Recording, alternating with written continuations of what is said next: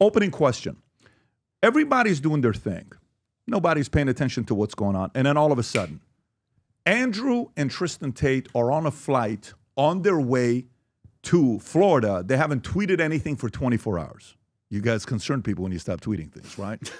And then all of a sudden, tweet X, whatever you want to call it, there was no message going out. I don't know if you can say Xing, right? They were tweeting. So then all of a sudden, the news is you land in Florida. Everybody sees the video. When that happens, the great governor of Florida, which is one of the reasons why we moved here, he does a great job running the state. He was asked about you. This is what he had to say. Rob, if you can play the clip. Send back to Romania or whatever. We have no involvement in that. I read about it through the media.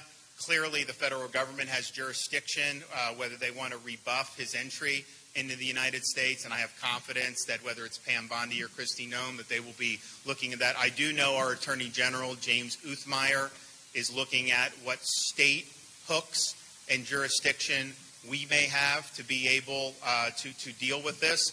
But the reality is no, Florida is not a place where you're welcome with that type of conduct in the air. And I don't know how it came to this.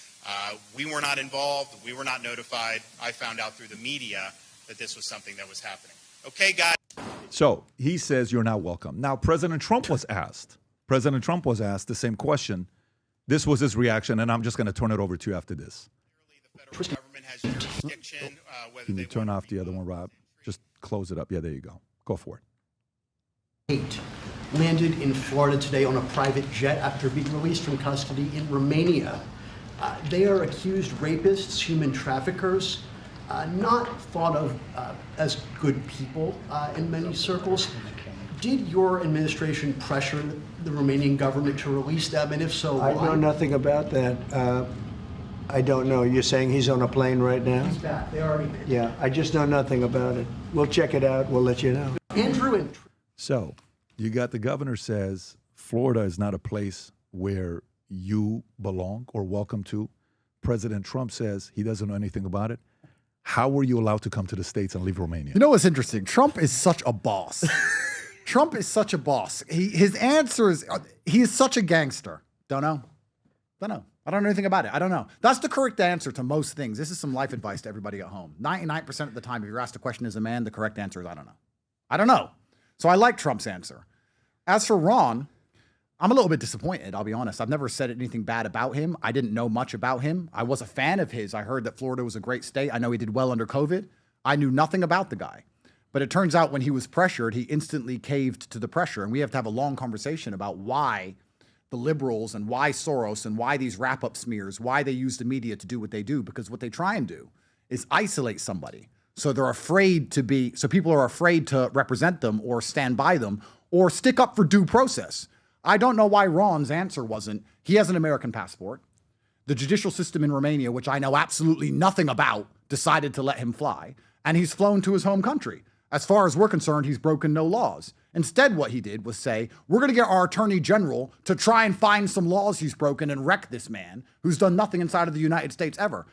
Isn't the whole point of democracy innocent until proven guilty?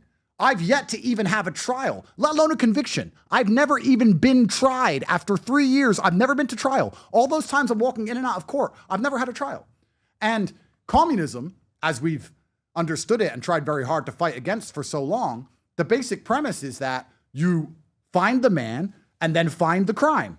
Is that not exactly what Ron DeSantis just promised to all of his constituents? It's not, we've seen a crime, let's find the perpetrator. It's, we found a man, let's see if we can find a crime to pin on this man. Is that the American way? Is that democracy? Is that innocent until proven guilty? Now, I'm not afraid of it because I know I've done nothing wrong. But it's quite unusual and quite scary for me to land as an American citizen, expecting a hero's welcome after dealing with a foreign and complicated judicial process, and being told that now the American state is going to be set on me, trying its very best to lock me up here when I've done nothing wrong ever. This is communism in and of itself. I may as well fly back to Romania. This is incredible that I landed and the governor of Florida is like, don't worry, I told my attorney general to try and find things this man's done. Where did that even come from? So I'm very, very disappointed in Ron. I think he did it because he caved under media pressure. And if he wants some media training, he can hit me up.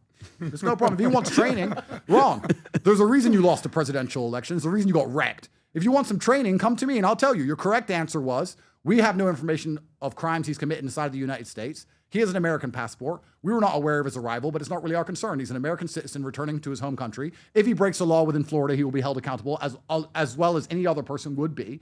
And until that point, that's it. But instead, he just completely caved and folded. You know what's really interesting? The liberals, Soros, all these NGOs, the media, they understand something intrinsically that conservatives do not understand. In the conservative world, an accusation is the same as a conviction, which is why liberals are so effective. The liberals will accuse a conservative of something. They'll wrap up smear them. Hello, Ron. Nancy Pelosi explained the wrap-up smear. She explained it herself. You can find the clip of her explaining. You get the media to repeat something so many times that that person's name becomes toxic. And then what that person says isn't significant anymore because of the accusations attributed to their name. Nancy Pelosi described how they do this to people.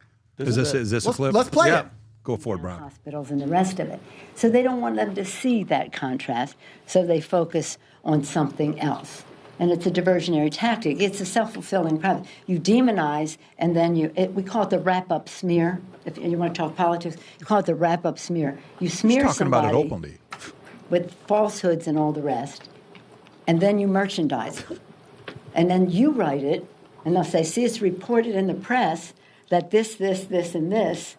So they have that validation that the press reported the smear, and then it's called the wrap-up smear. Now I'm going to merchandise the press's report on the smear that we made. And it's a tactic, and it's self-evident.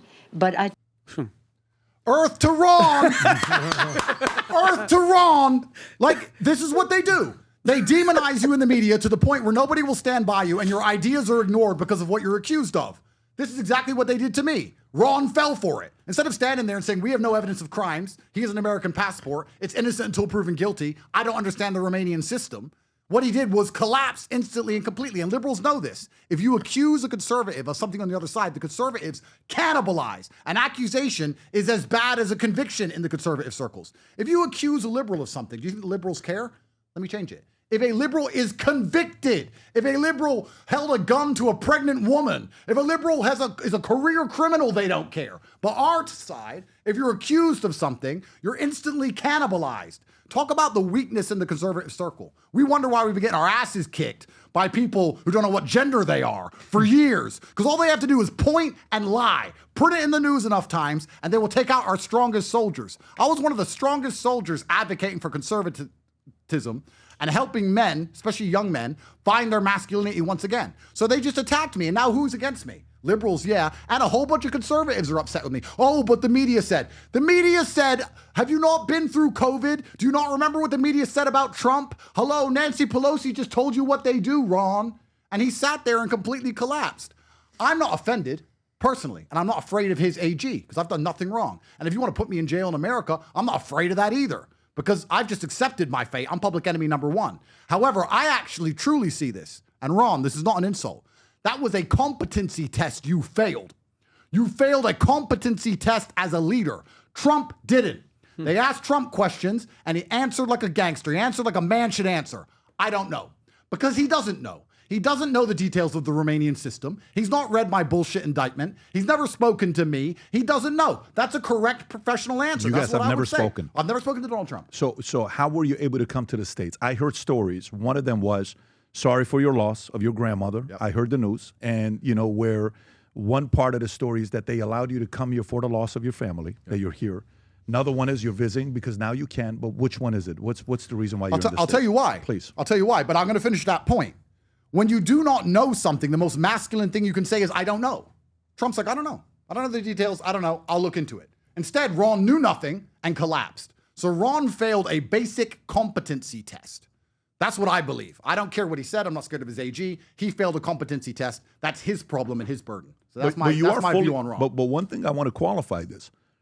You just made a commitment to helping him out with marketing if he says yes. If he pays me. You're open to it. Look, consulting. Okay. Look, I like money. If he'll pay me, I'll teach him how to deal with the media, because clearly he failed. But all I'm saying is, if you commit to it, they may get a call for 2028. Just be ready for that. But absolutely. Yeah. So If he can afford me. I'm very famous and I'm very important. So if he can afford me, if Ron can afford me, I'll help him out. And I'll let him know the reason he failed. Because especially, and this is extremely important, and I don't think people actually understand how much subconscious judging that they go through all of the time. When you walk into a room, you're subconsciously judged all of the time. Right.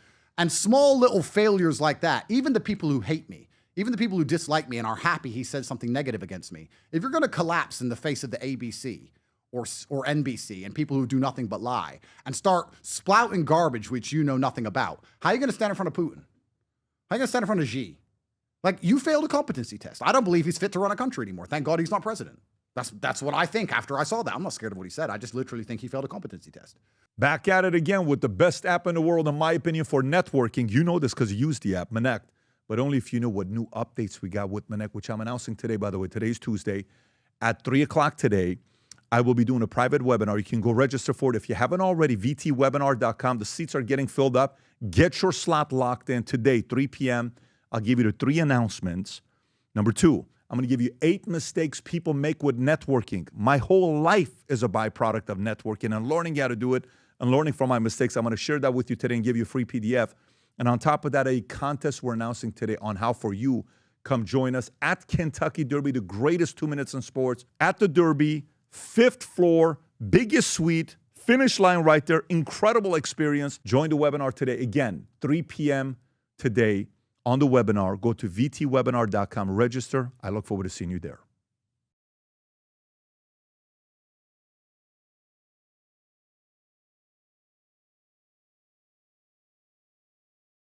If you enjoyed this video, you want to watch more videos like this, click here. And if you want to watch the entire podcast, click here.